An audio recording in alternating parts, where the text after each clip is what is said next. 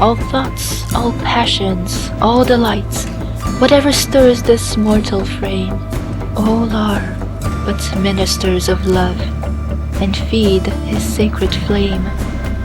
Oft in my waking dreams do I live for again that happy hour, when midway on the mount I lay, beside the ruined tower. The moonshine stealing o'er the scene had blended with the lights of eve, and she was there, my hope, my joy, my own dear Genevieve.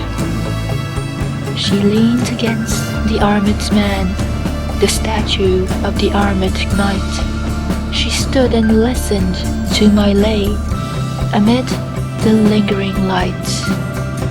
Few sorrows had she of her own, my hope, my joy, my Genevieve. She loves me best whene'er I sing the songs that make her grieve. I played a soft and doleful air, I sang an old and moving story, an old rude song that suited well that ruin, wild and hoary. She listened with a flitting blush, with downcast eyes and modest grace, for well she knew I could not choose but gaze upon her face. I told her of the knight that wore upon his shield a burning brand, and that for 10 long years he wooed the lady of the land. I told her how he pinned, and the deep, the low, the pleading tone with which I sang another's love interpreted my own.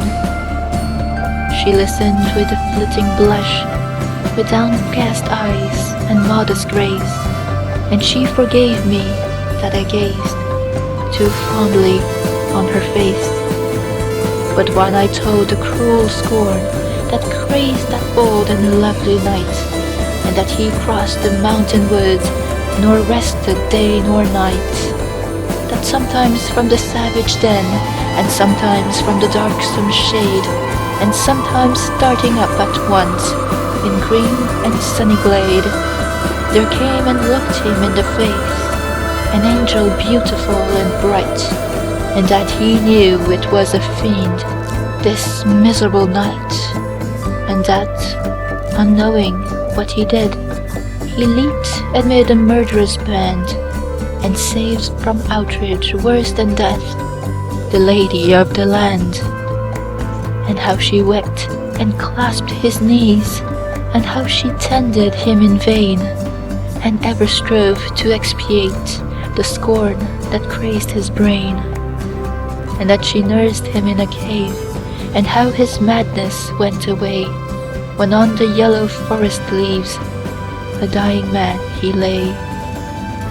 His dying words, but when I reached that tenderest strain of all the ditty, my faltering voice and pausing harp disturbed her soul with pity.